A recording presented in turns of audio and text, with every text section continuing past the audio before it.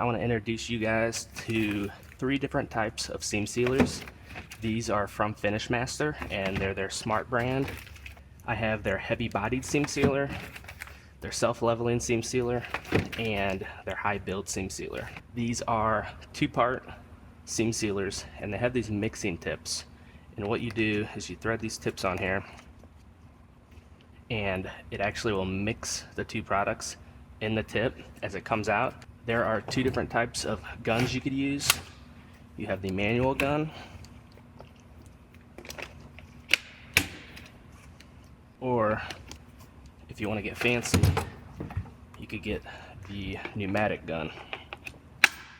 I'm going to do a demonstration on this old hood here. I'm going to do 3 different sections and I'll show you each of these 3 different types of seam sealers. So first I'm going to scuff up the paint where I'm going to apply the seam sealer.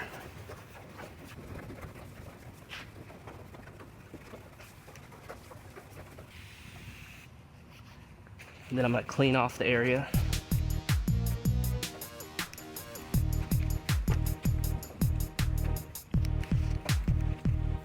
And I'm going to go ahead and I'm going to tape off exactly where I'm going to put the seam sealer on the edge of this hood.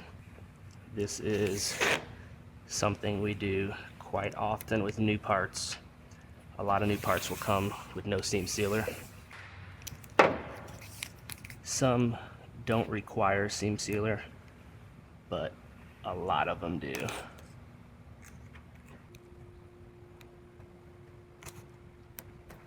Now I pop this tip back off because the first thing you want to do is you want to dispense a little bit of the product just to make sure it's coming out evenly. You can see the black came out way sooner than the tan. Now I'll put the tip on. I'll dispense a little bit just to make sure it's mixed, just like that.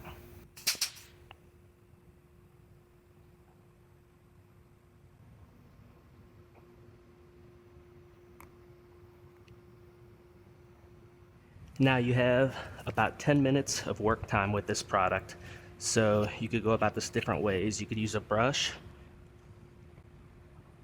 if you want the brush strokes in the finished product, or you could take a spreader if you want a slicker appearance.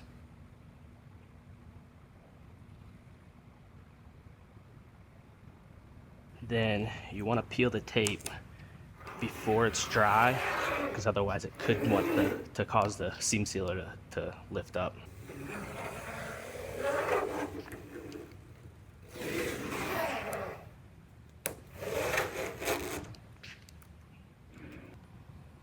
My tape bumped it a little bit. I'll just smooth that out.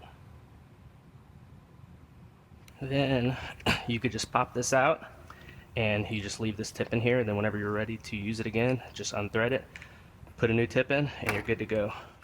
Now I'm going to walk you through their high build seam sealer. Now I'm going to do the same thing again. Bring some out, then I'll put my tip on.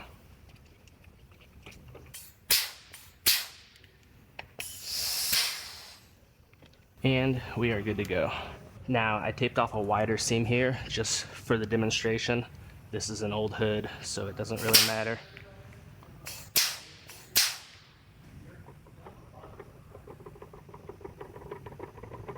So this is the controlled flow, and you can see how it's kind of flowing out on its own. Now you can brush this seam sealer if you want, and it will slick out on its own. It won't leave the brush strokes. Or you could also use the spreader. And again, you always want to make sure you pull the tape before it dries.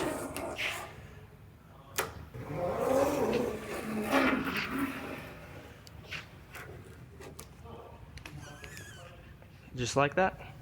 Now, you also can pull the tip out, and they come with these little caps. Either way, I've always just left the old tip in, but now we'll get into the self-leveling. Now, this self-leveling seam sealer is going to be very runny. What it's made for is typically for doing like channels. I'm just using this hood as an example, but like a channel on the roof of a vehicle. Some of them will have channels across the sides, such as the newer F-150s, and you actually basically fill most of that channel with that seam sealer and it will smooth out on its own. So I'm going to do an example of that on this hood. I put a dam on each side because otherwise it could just want to flow out, and then I'm going to tape these holes up, otherwise it'll just leak straight through those holes. Same thing again, purge some out and then put your tip on.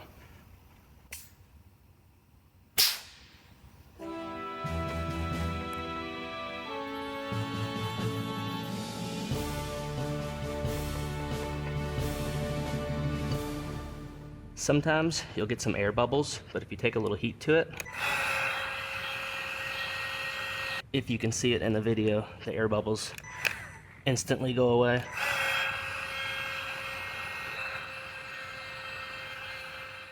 There it is. There's your 3 different types of seam sealers. They are cured in 15 minutes, ready for top coat, except for the heavy bodied. It takes 60 minutes.